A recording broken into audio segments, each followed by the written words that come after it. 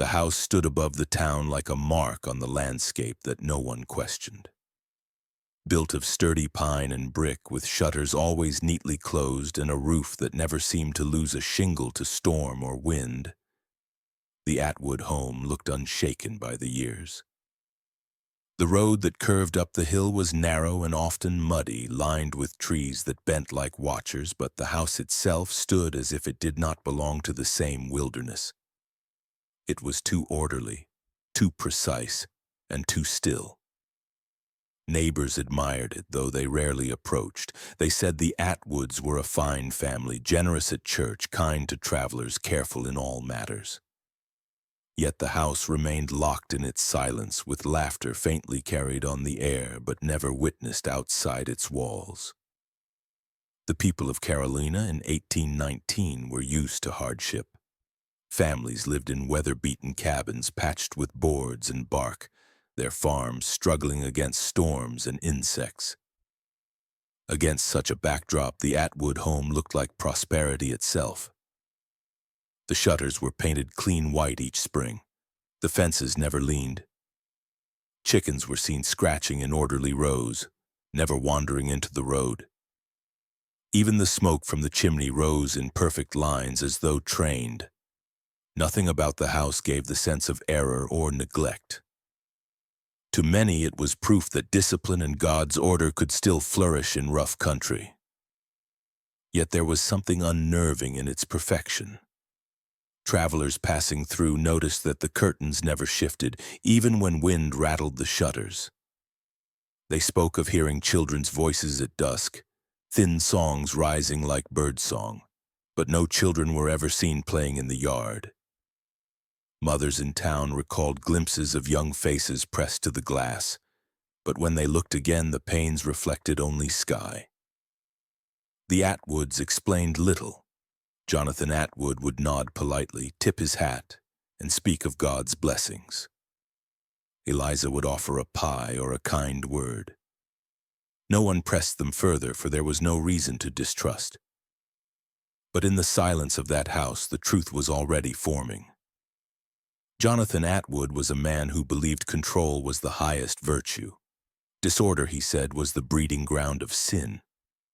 He applied that belief not just to his crops or his household accounts, but to the most fragile of things, the small, flickering lives of children. To him, the innocence of youth was not something to nurture, but something to discipline, to measure, to compress into shapes that pleased him. He did not see laughter as joy, but as noise, something to be timed, managed, even rationed. The home that seemed to radiate peace was in truth a structure of precision designed to contain, to mute, and to silence. Jonathan had grown up in a strict household where his father kept ledgers of every item consumed. Meals were timed and children were punished for speaking after dusk. He inherited not only the land but the compulsion to record, to reduce all things to numbers. In his notebooks, written in cramped script, he tracked not the weight of cattle or the yield of corn, but the rhythms of breath, the intervals of sobs, the length of silences between cries. He concealed these writings behind the walls, tucked into places no guest would ever see. Each page, for him, was proof of mastery over the chaos of life. Eliza, his wife, wore the mask of a gentle woman. She sang hymns sweetly in church, her smile soft, her hands quick to aid a neighbor. Yet within the house she played her part in sustaining the order Jonathan demanded. She never spoke of fear or doubt, and when she heard the faint knocking beneath the floorboards at night, she hummed lullabies as if to calm ghosts. In her mind, obedience was salvation. She told herself that silence was mercy, that the children needed discipline to be brought closer to God. Her heart had long since bent itself to her husband's will, until she could no longer see cruelty for what it was. From the outside, none of this was known. Neighbors explained away what they sensed. They said the Atwoods were private people, cautious with their young ones. They said Jonathan believed children should not be spoiled by idleness or roaming. They saw the perfect rows of crops, the tidy fences, the well-kept home, and concluded that discipline explained it all. When someone asked why the windows were never opened, Eliza would laugh and say the pine dust made the children cough. No one questioned further. The quiet house on the hill became a fixture of the land, its reputation untouched by whispers that never grew into accusations. Yet even then, beneath the ordered floors, shallow compartments had been carved. They were hidden beneath rugs and furniture, their edges seamless with the boards around them. Jonathan called them his resting places, though no one outside the family ever knew they existed. The sound of children's songs drifting into the evening air was not the sound of play, but of ritual, a final measure of voices before they would vanish into silence. The house absorbed everything. It stood against storm and heat, against gossip and suspicion, a monument to the Atwoods' reputation. Yet within its stillness the seeds of horror were already sown. For beneath the calm exterior lay a mind that had begun to perfect its method. Jonathan believed he was not a monster, but a man chosen to refine the boundaries between order and chaos. Every shutter nailed tight, every window sealed, every sound muted was proof that he could hold back the disorder of the world. The people of Carolina would continue to look up at that house and see only stability. They would not imagine what lay beneath or how many young lives were being recorded, measured, and erased under the weight of pine boards. The laughter carried on the breeze would remain only a rumor, a sound that never matched what eyes could see. And so the Atwood House, standing too quiet and too perfect, kept its secret. It waited for years before anyone would notice, while beneath its floors the silence grew heavier, until one day it could no longer be contained. Jonathan Atwood was the sort of man the town pointed to when they wished to prove that order could survive the hardships of Carolina. He wore black coats brushed clean of dust, his boots polished even after a day in the fields, his hair trimmed short and combed back with oil. In church, he sat near the front, his Bible always open before the minister spoke, his gaze steady as if he were more than a listener, as if he were a keeper of the word itself. When neighbors fell ill, he sent baskets of bread and cured meat. When widows struggled, he delivered firewood and kind words. He was the sort of man who remembered every name, who shook every hand firmly, who could recall who had lost a child, or who had married last spring. In every gesture, he seemed to reflect the virtues the community believed were slipping away in an unsettled world. Atwood's land was prosperous. His fields yielded corn in neat rows that seemed almost measured with a ruler. His livestock were fat, never straying from the pasture. He opened his barn for community suppers, setting out long tables of stews and pies. He invited apprentices and orphans, boys who had lost fathers in storms or mothers to fever. He placed his hands on their shoulders as if claiming them, promising they would find safety in his home whenever they hungered. Parents, desperate to trust someone, thanked him for his generosity. To them, he was a man who took Christian duty seriously, who offered not only food, but the image of care. It was this image that shielded him. No one questioned the way his eyes lingered too long on the children he served. No one wondered why he insisted on hosting suppers often, even when his fields should have demanded more of his time. No one noticed the way he guided children into corners, pressing a slice of pie into their hands while lowering his voice. He was a gentleman of good standing, and to question him would have been to question the order of the community itself. Inside the house, however, the truth was measured in silence. Jonathan's study smelled of ink and tallow.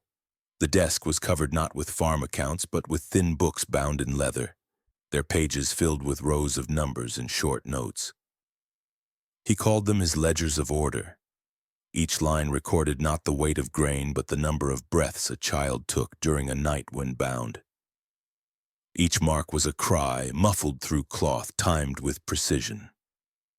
He counted minutes between sobs, recorded the strength of a cough, the exact hour when sound gave way to nothing. He wrote without emotion, his hand steady, his script small enough to crowd dozens of lines onto a page. To anyone else, it would have looked like madness. To him, it was proof that disorder could be charted, mastered, erased. Jonathan told himself he was not cruel. He believed that the world was filled with noise, with wasted motion, with sin made flesh in the restless energy of children. To bind, to hush, to measure was not to harm, but to purify. In his mind, innocence was never pure on its own. It had to be tested, pressed, and shaped into silence. He convinced himself that God demanded this order, that each ledger was a prayer written in ink instead of words. He saw himself as a servant of discipline, a man who turned chaos into stillness, who took wildness and taught it to bow. Eliza never opened the ledgers, but she dusted them, moving them gently as if afraid to smudge the ink. She told herself her husband's notes were simply records of the farm, though the numbers made no sense to her. She never asked questions. When she saw him sitting late into the night, head bent, lips moving as if reciting figures in prayer, she hummed softly to herself to drown the unease. She wanted to believe he was simply thorough, a man who cared too much about detail. To consider another possibility would have been to admit she had lived her life in silence beside something monstrous. In town, Jonathan's reputation only grew. Ministers praised his devotion. Neighbors admired his discipline. Children were encouraged to spend time on his land, for they were told it would teach them respect. Some mothers trusted him so completely they allowed their sons to walk the hill alone, believing the Atwood home was a place of safety. Each child who disappeared from that moment on was mourned, but no finger was pointed toward Jonathan. The woods were blamed, the rivers, even strangers passing through, but never the gentleman on the hill who opened his home to all. Inside his study, Jonathan sharpened his quills and counted anew. He believed he was crafting something eternal, a system that would live beyond him. Every number was a lesson, every silence a line of scripture written not in ink but in absence. He refined his methods with the precision of a craftsman, adjusting the cloths used for muffling, experimenting with how tightly he bound the chest, altering the time he left them alone. He compared results, always noting which approach produced longer silences. It was not rage that drove him, but fascination, a hunger for mastery. What the town saw as benevolence was only bait.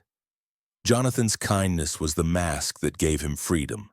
His smile, his generosity, his black coat and polished boots were the tools that blinded the eyes of those around him. The very things that made him admired ensured no one ever stepped too close. No one ever questioned the soundless windows or the careful shutters. In this way, Jonathan Atwood perfected the art of hiding. The house on the hill did not reveal its secrets. It only reflected the light of a man the town wanted to believe in, a man who seemed the embodiment of order and godliness. Yet behind the closed doors, the ledgers thickened with ink, each line another life recorded, each silence another triumph. The gentleman of good standing remained untouchable, for the more children vanished, the more the community leaned into his comfort. The more he smiled, the deeper his records of silence grew. And so Jonathan Atwood continued, praised in daylight, meticulous in darkness, carrying his ledgers like scripture, convinced that his order was salvation. What no one could see was that the house itself had become an instrument of his will, a place where sound was trapped, where innocence was reshaped into silence, where the mask of goodness concealed the hand of a man who had long since surrendered himself to the fascination of cruelty. On a warm evening in midsummer, the town of Pine Hollow lost its first child. Samuel Briggs, 10 years old, had been sent by his mother to fetch a basket of flour from the mill and return before dusk. He was a boy known for his quick steps and for the way he whistled tuneless songs while carrying out chores. When he did not return that night, his mother walked the road herself, lantern swinging, calling his name into the dark. Neighbors joined, thinking perhaps the boy had wandered into the woods or stumbled on the riverbank. By morning, the entire town searched, though they did not climb the hill to the Atwood House. No one believed safety could be questioned there. The woods were torn apart by worried men. They looked under fallen logs, along ravines, even beneath the bridge where boys liked to dare one another. They found nothing, not even a footprint. Samuel had vanished as if the earth had opened and swallowed him whole. His mother wept in the churchyard, and the minister prayed over her grief. People whispered that the wilderness had claimed another child, as it had before. Pine Hollow was no stranger to sudden death, to fever, to storms that carried lives away. They accepted Samuel's loss as part of that cruel order, though unease lingered in their voices. A child gone without trace was harder to bear than one buried with certainty. But Samuel's path had not led him into the woods. Jonathan Atwood had seen him walking the road with the basket swinging in his hand. He had stepped from his yard, offered the boy a drink of water, and smiled in the way that disarmed suspicion. Samuel, raised to respect his elders, obeyed. The flower basket was set on the porch. The door opened and the boy entered a house that seemed polished and calm. He did not walk back out again. Inside, Jonathan guided him not with harshness but with a steady hand on the shoulder. He offered him sweet bread, asked if his mother was well, spoke of God's blessings. The boy, uncertain but polite, nodded and chewed. Then Jonathan showed him the wooden frame he had built in his study, describing it as a special chair made to correct posture, something that would make a child strong. Samuel was curious. He trusted. He allowed himself to be seated, allowed the frame to be lowered across his chest. At first it seemed like nothing more than a firm board pressing gently against him. But Jonathan tightened the straps, layered another frame across the first, and then another. The weight was not crushing, not suffocating, but constricting in a way Samuel had never felt. His breaths grew shallow, forced into short, sharp intervals. Jonathan watched with fascination. He placed his hand on the boy's shoulder, steadying him, telling him to remain calm. He did not shout, did not reveal malice. He only listened, eyes sharp, ears tuned to the rhythm of the child's struggling breaths. In his ledger, he began to write the time of first placement, the number of breaths per minute, the sound of the whimpers when the pressure grew too much. He noted how Samuel's chest rose against the boards, how the wood resisted, how the boy's body began to tremble as each breath grew harder to claim. The device was Jonathan's first true invention. It was not meant to kill quickly but to compress, to control the very act of drawing air. He had studied carpentry to make the layers fit snugly, had tested weights to ensure they did not crush but confined. He believed he had crafted something holy, a frame that measured the limits of life, that turned breath into a set of numbers he could record and analyze.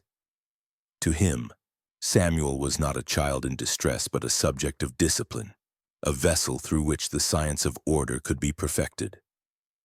Hours passed. Samuel's voice grew hoarse from crying. He begged, though no one outside the house heard him. Jonathan adjusted the boards slightly, loosening them enough to keep the breaths coming, tightening again when the boy's body tried to rest. He controlled the intervals, shaping the rhythm of suffering as if conducting music. In his ledger, he marked each adjustment, each response. He was careful, deliberate, proud of his craft. The boy's tears, his faint gasps, his faltering chest, all became data to Jonathan, proof that chaos could be contained. By morning, Samuel's voice was gone. His body sagged in the frame, breaths coming only as faint shudders. Jonathan wrote the final time, then unstrapped the boards and laid the boy upon the floor. He studied the stillness, the silence, the way the body no longer resisted.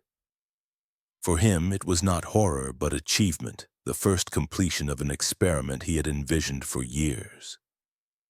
He whispered a prayer of thanks, believing he had done the work of order, that he had removed noise from the world. The town searched the riverbanks again that day, still calling Samuel's name. They speculated about wolves, about strangers on the road, about the dangers of dusk. No one looked at the hill. No one knocked on the Atwood door. When Jonathan appeared at church that Sunday, he placed a coin in the offering plate and bowed his head with solemnity. People remarked on how kindly he had spoken to Samuel's mother, how he had promised to pray for her son's soul. They admired his compassion, never guessing that the ledger in his study already contained the boy's final measure. The disappearance settled into the fabric of Pine Hollow like a stone sinking into mud. Samuel's mother never recovered, her voice fading to silence after too many nights calling into the dark. Jonathan, meanwhile, sharpened his quills, prepared fresh ink, and studied his notes.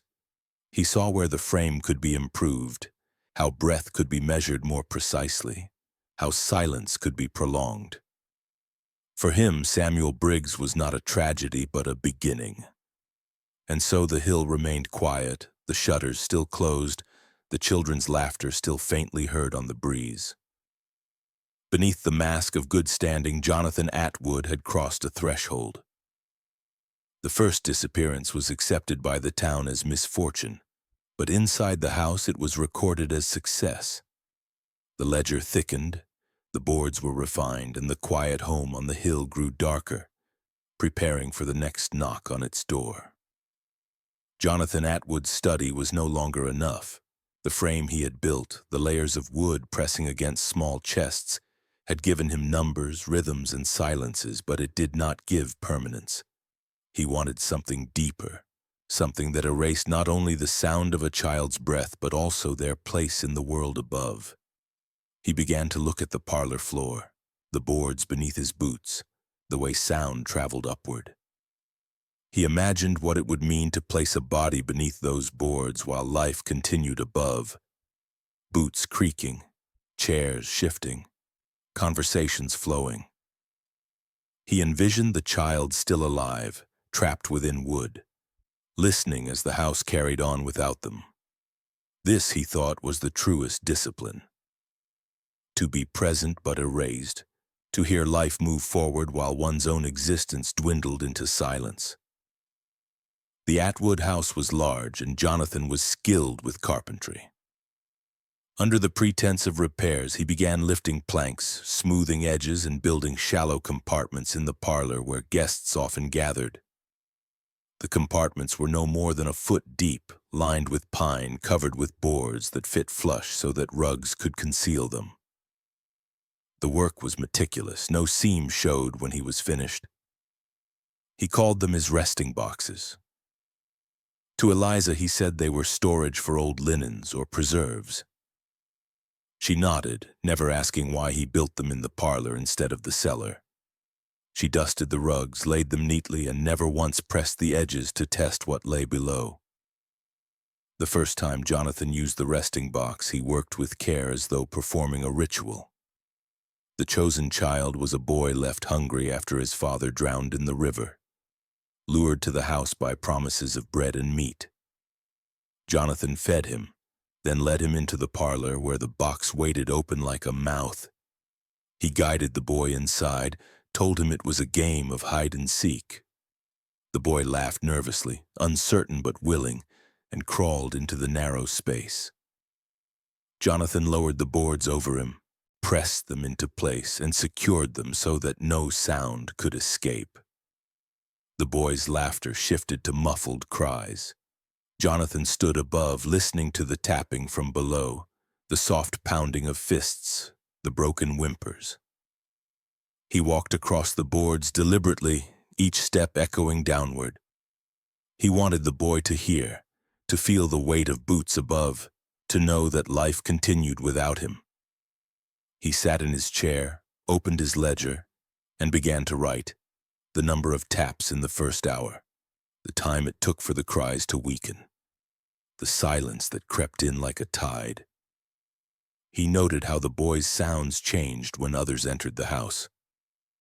Eliza bustled through, humming as she carried a basket, never pausing long enough to notice the faint vibrations beneath her. Jonathan's heart quickened at the thought. How close life and death could be, separated only by an inch of wood. The boy lasted longer than Jonathan expected. For 2 days he tapped, whimpered, and begged through the cracks. At night, Jonathan lifted the boards to slide in water, not to save but to prolong. He wanted to study how long a child could sustain hope, how silence deepened when hope thinned. Each sip of water was not mercy but calculation. He listened to the boy's sobs grow faint, then vanish for hours, then return in sudden bursts of panic. Jonathan marked it all, fascinated by the rhythm of despair. When the end came, it came quietly. The tapping ceased, the cries fell away, and only the creak of the boards remained when Jonathan pressed his boots upon them. He lifted the planks one final time, looked at the still form curled inside, and recorded the final silence in his ledger. He called it completion, the perfect expression of order. The boy had been erased without a grave, without soil, buried beneath the very floor where others laughed, prayed, and sang hymns.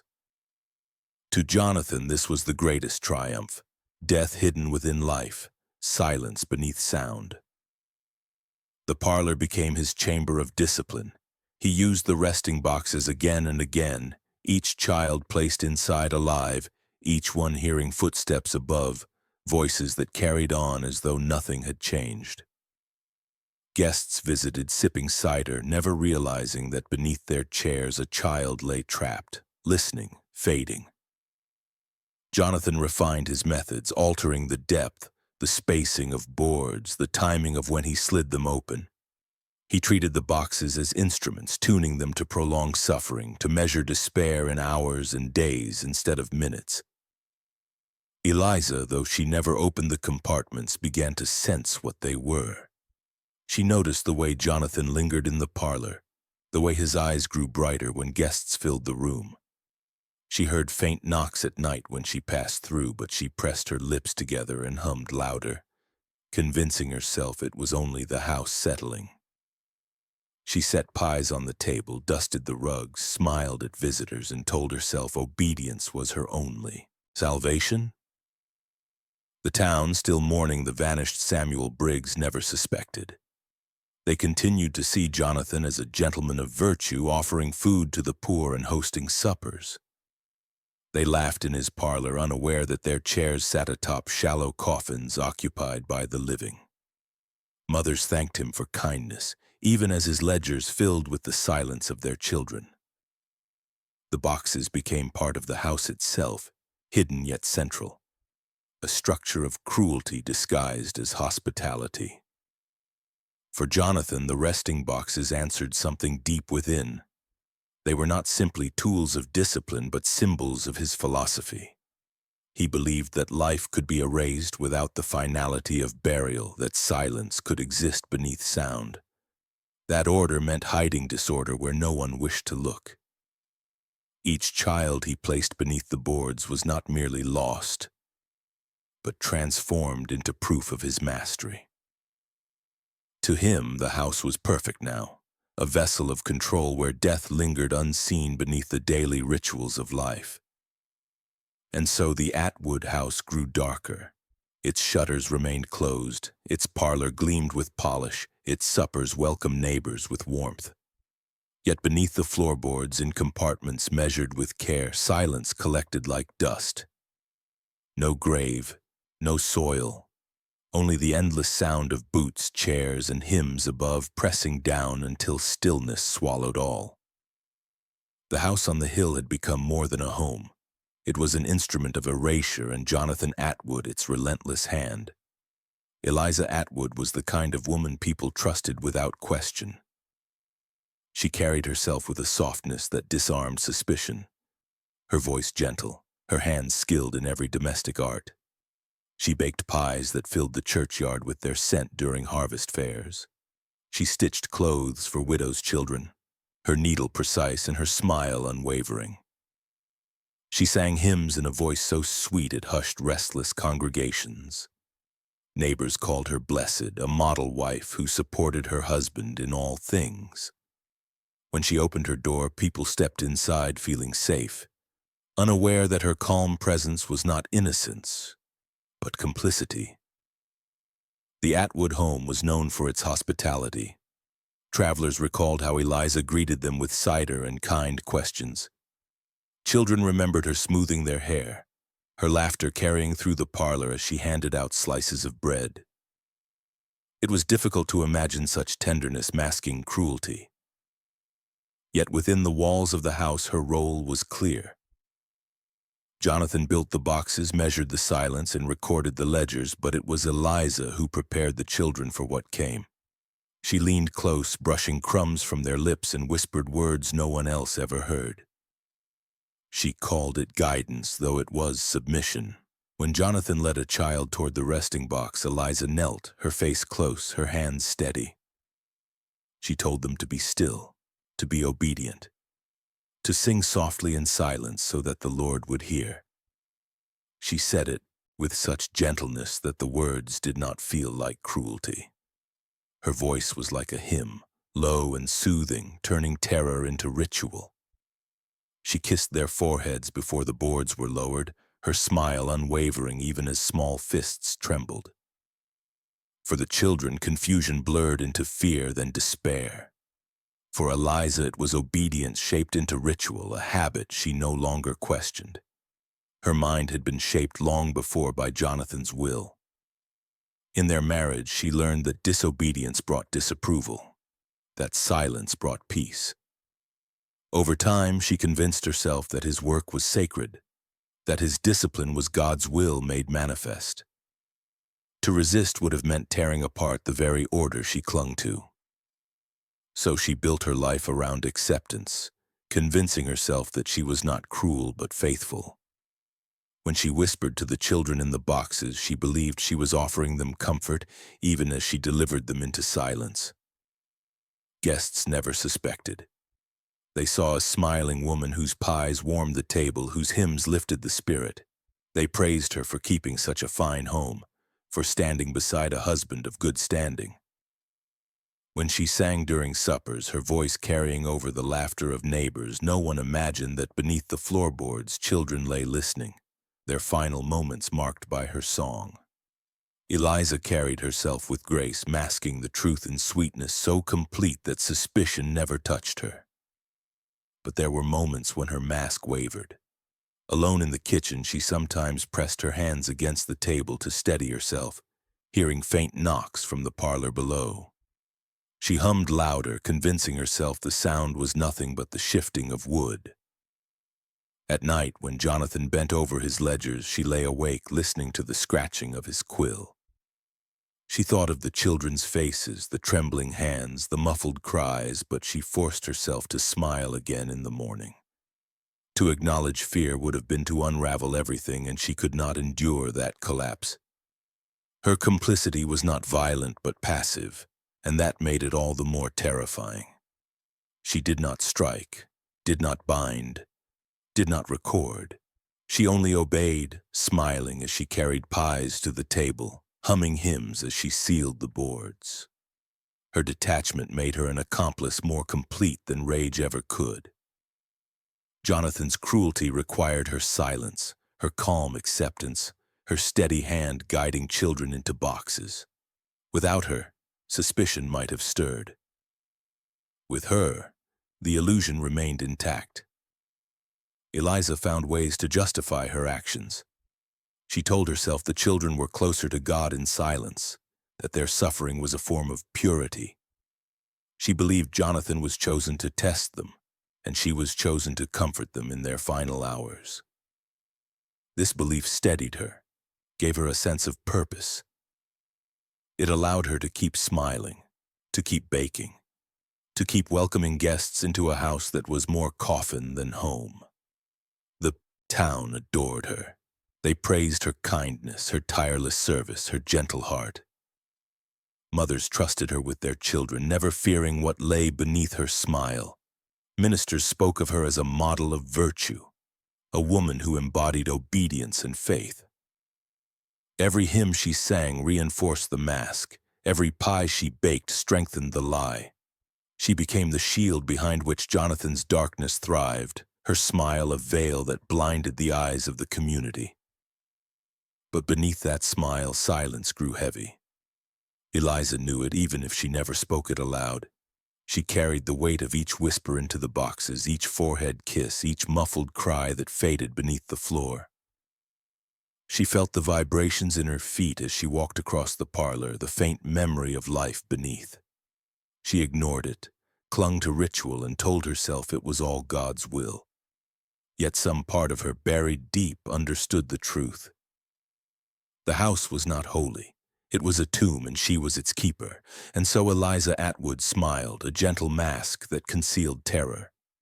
She sang hymns and baked pies, kissed children on their foreheads, and whispered to them to sing in silence. Her calm obedience made her as dangerous as Jonathan's cruelty, for her detachment gave the illusion its strength. The house on the hill remained untouchable, not only because of Jonathan's standing, but because of Eliza's smile.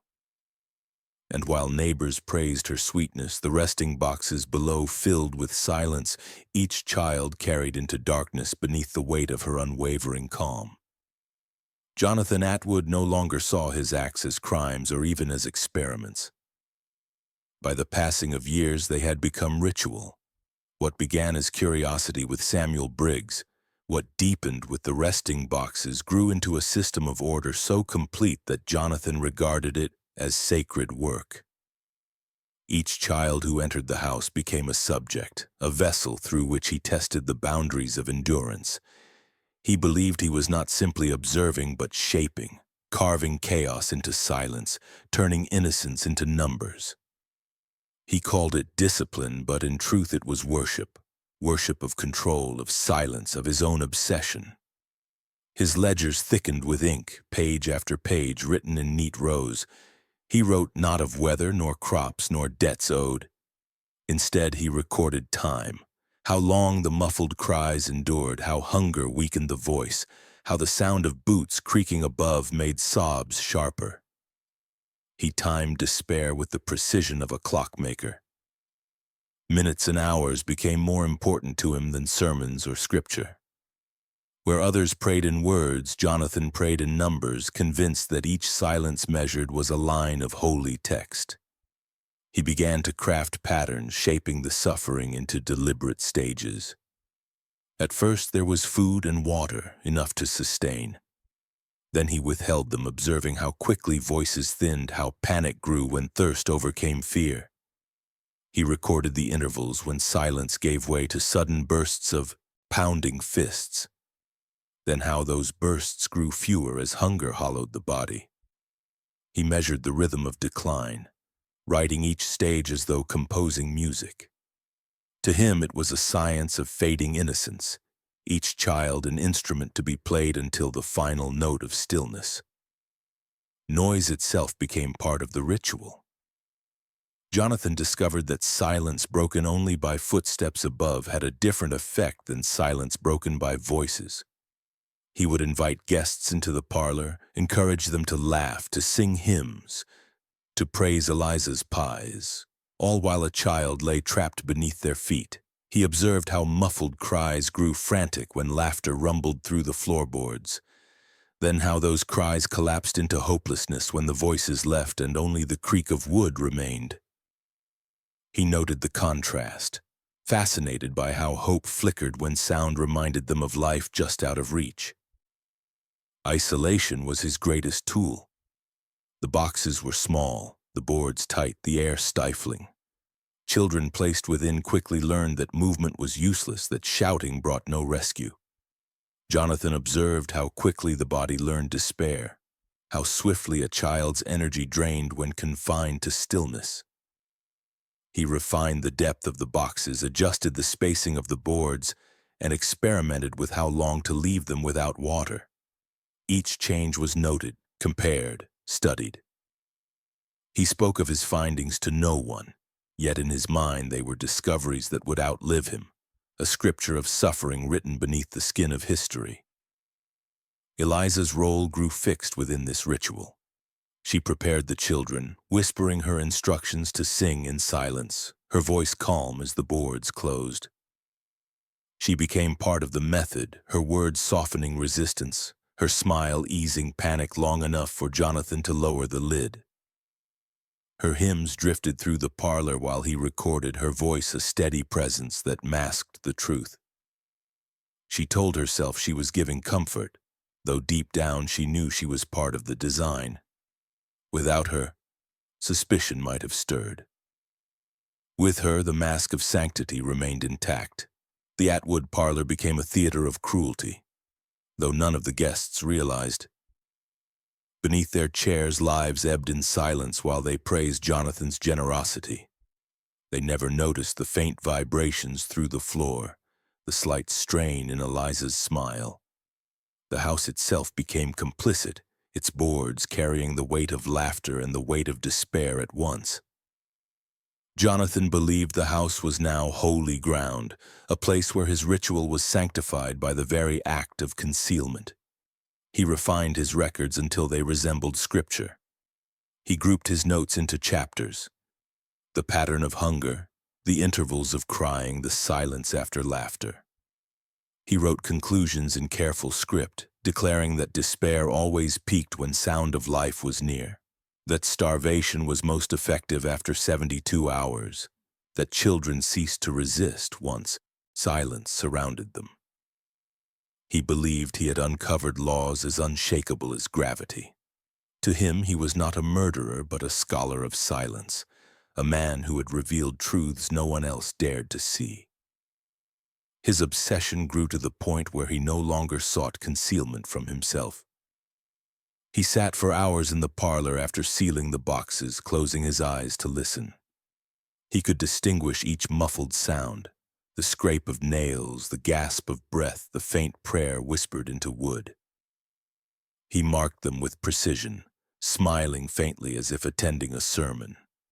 For Jonathan, each cry was evidence of order being forged, each silence proof of completion. And yet beneath the surface calm, his work demanded more. Each success drove him further, each silence begged to be repeated. The boxes were no longer enough. He needed new ways to refine, new stages to measure, new rituals to invent. What began as a cruel invention had become a cycle, each child feeding his hunger for precision. He believed he was shaping history itself, that one day others would understand his ledgers, his scripture of silence. The town remained blind. They saw only a gentleman of standing, a generous host, a man who prayed loudly and smiled kindly. They saw Eliza, gentle and sweet, baking pies and singing hymns.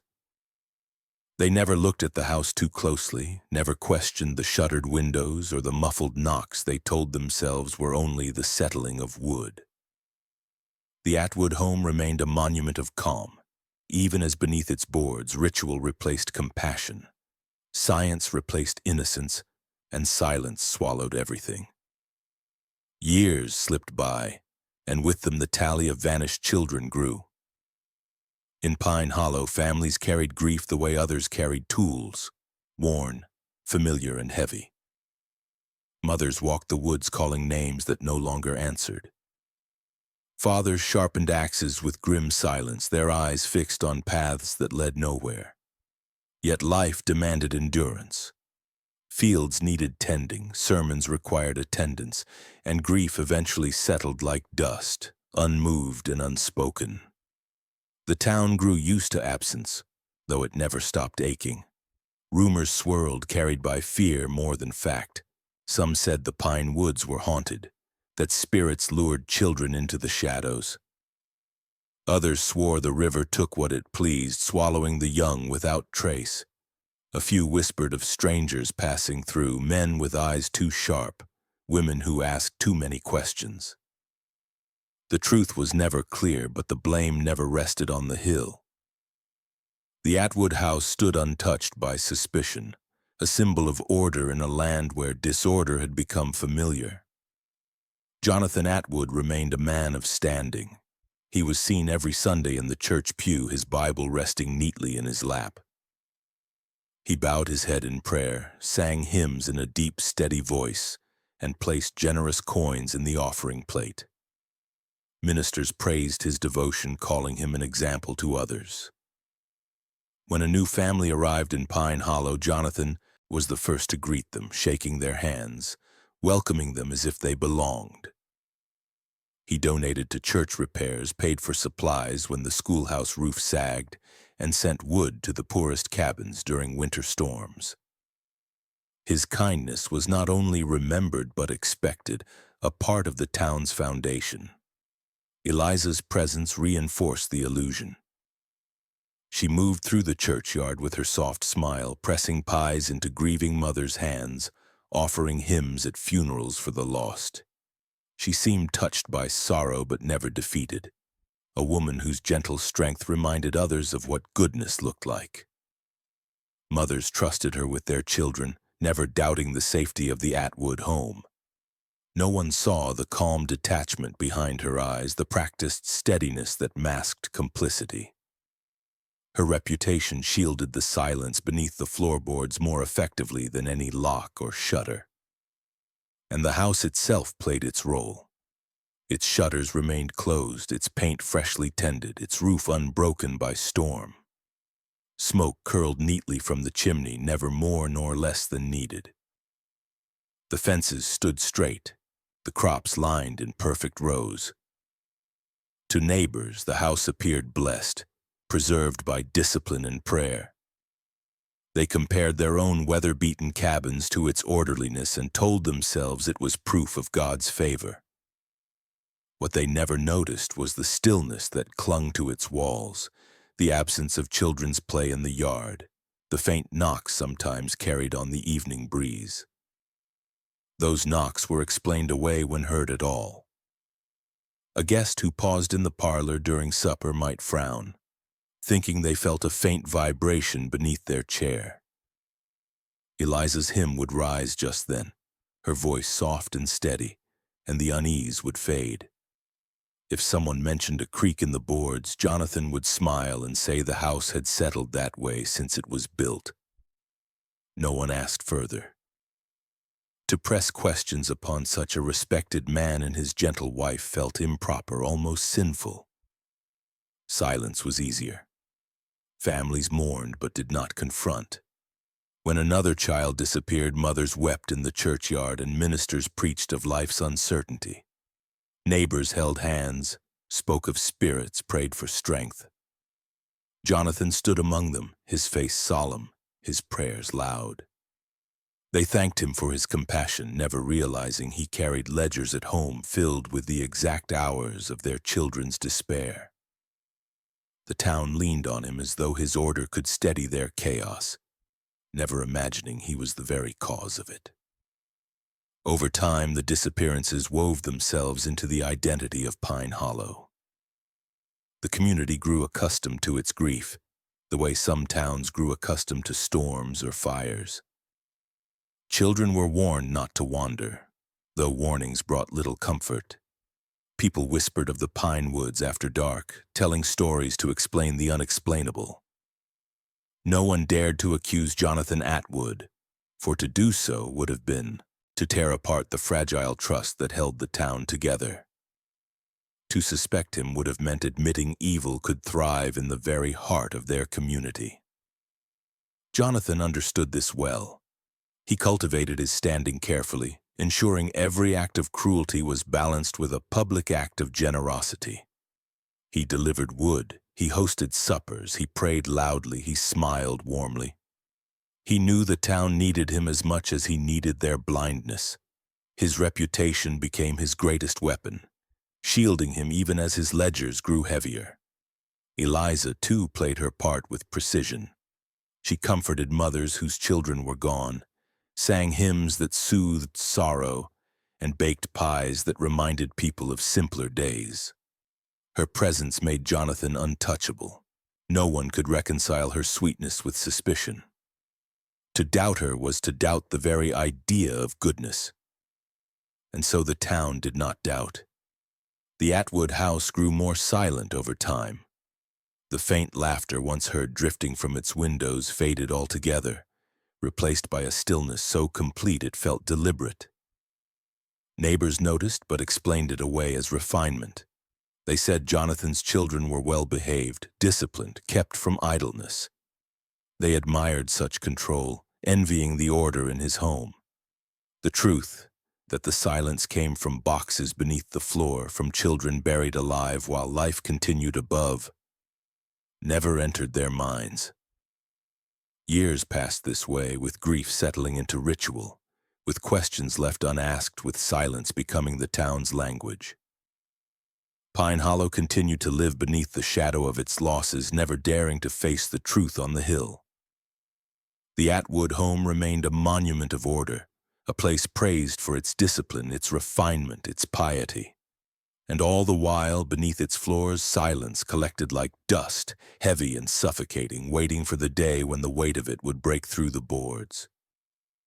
The summer of 1819 was dry, the pine woods brittle under the sun, the soil cracked, the air heavy with heat that clung even after nightfall. Fires were not uncommon in such weather. Sparks from a careless lantern or the embers of a cooking fire could spread swiftly, feeding on resinous branches in dry fields.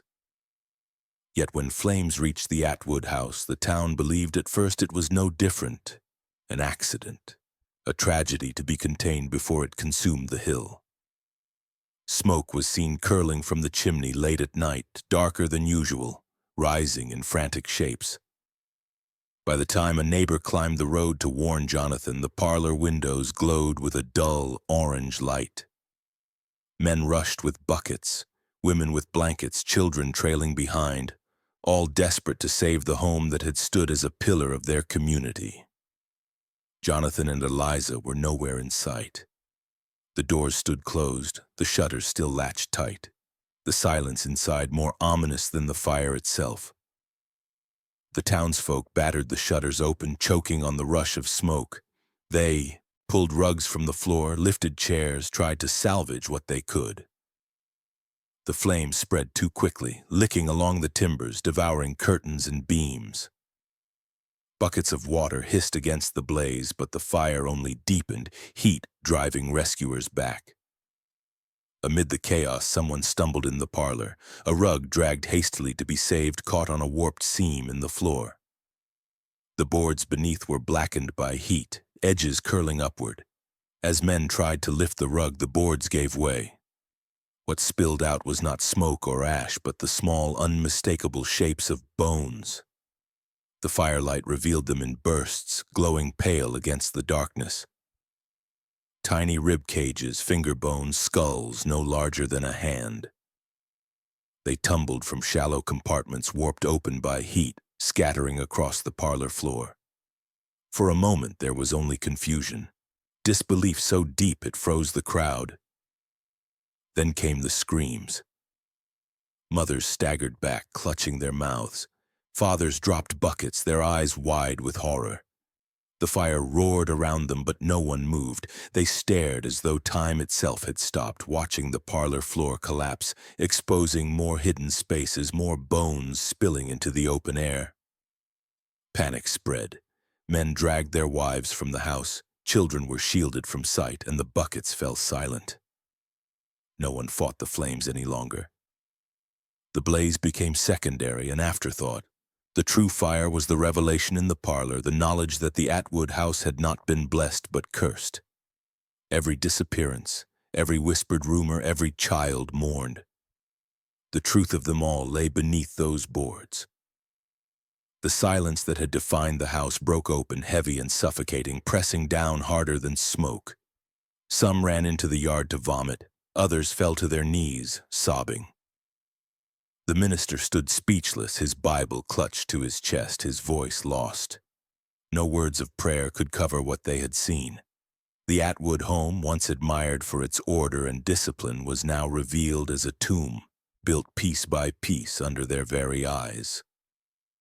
The perfection of its walls, its shuttered windows, its gleaming floors, all had been camouflage for horror. The town's trust had been the soil in which silence grew until the fire tore it open. As the flames consumed the rest of the house, the townsfolk searched frantically for Jonathan and Eliza. They expected to find them inside, consumed by the fire or trapped by their own design. But the rooms were empty. The bed unmade, the cupboards half cleared, belongings missing. The Atwoods had vanished before the fire began, slipping into the night without a trace. Some swore they had set the blaze themselves to erase the evidence, though they miscalculated how much the fire would reveal. Others believed the house turned against them, that the very boards they had corrupted rose in rebellion. Whatever the cause, the result was the same. The Atwoods were gone, leaving only their house as confession. The fire raged until dawn, collapsing the roof, devouring beams, leaving only a blackened skeleton of walls. When it finally smoldered down to ash, the townsfolk approached cautiously, stepping among the charred remains. The parlor floor was gone entirely, burned away to reveal shallow pits filled with bones. They counted but quickly lost track, the numbers too many, the fragments too small. Mothers recognized locks of hair, bits of fabric, scraps of shoes. The grief that spread through the crowd was unbearable, heavier than the smoke still lingering in the air. The minister tried to speak, to lead prayer, but his voice broke. No one bowed their head. They stared into the blackened pits, each one seeing not only the children who were lost, but the years they had spent thanking Jonathan Atwood, praising Eliza, trusting their smiles. The shame of it silenced them more than grief. They had lived beside horror and called it holiness. They had heard the faint knocks and explained them away. They had seen the shutters and praised them as discipline. Now the truth stood exposed in the ashes, undeniable. Jonathan and Eliza were never found. Some believed they fled into the woods, others that they disappeared downriver, carrying their ledgers and their secrets with them. Stories spread that they were sighted in distant towns, always smiling, always silent. No proof ever came. The Atwood name became a curse, a whispered warning to children to mind the silence in their homes. The house on the hill was gone, but its memory lingered heavier than the smoke, staining Pine Hollow with shame. In the years to come, the story of the Atwoods would be told again and again, each retelling darker than the last. But on the morning the fire revealed the truth, there were no words. Only silence, heavier than grief, heavier than guilt, pressing down upon the town as they stood before the ashes of a home that had swallowed their children alive. The Atwood House was torn down in the weeks that followed the fire. Townsfolk gathered, some to watch, others to participate in what became a communal act of cleansing, of exorcism. They stood in small groups, tearing down walls that had once held secrets too dark to speak. Each timber was dragged from the charred ruins, each plank, each nail burned to ash in a pile that grew taller with every hour.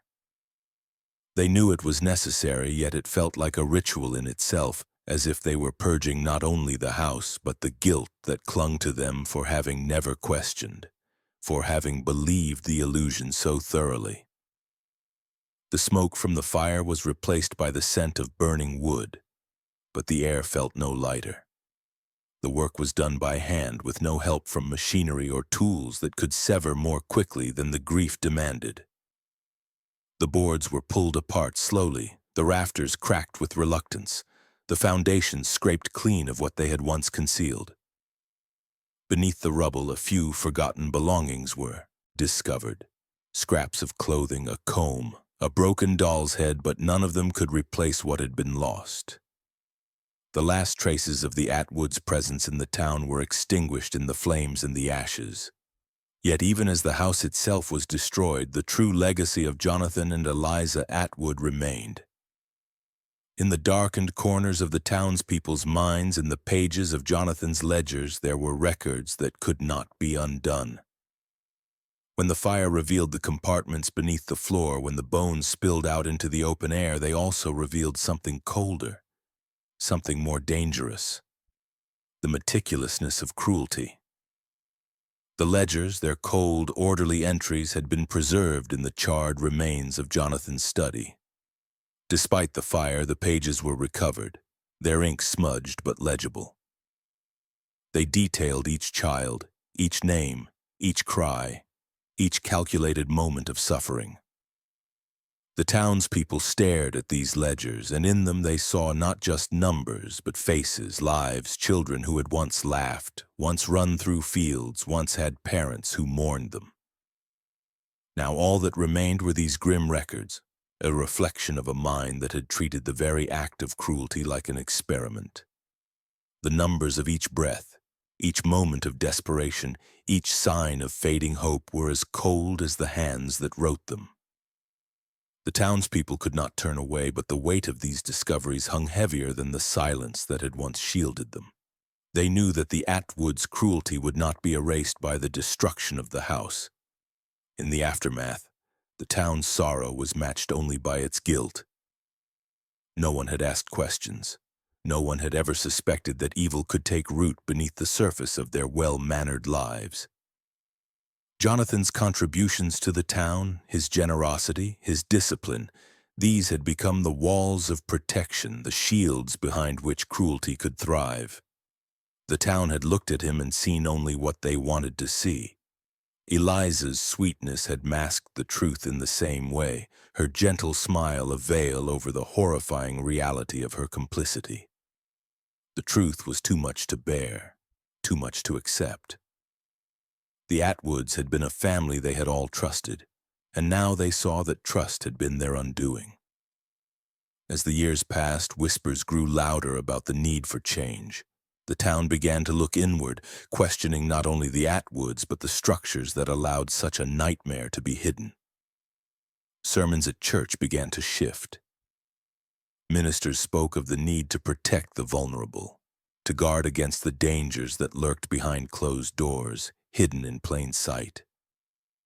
The sermons became less about the piety of individuals and more about the responsibility of the community to safeguard one another, to ask uncomfortable questions, to demand the truth.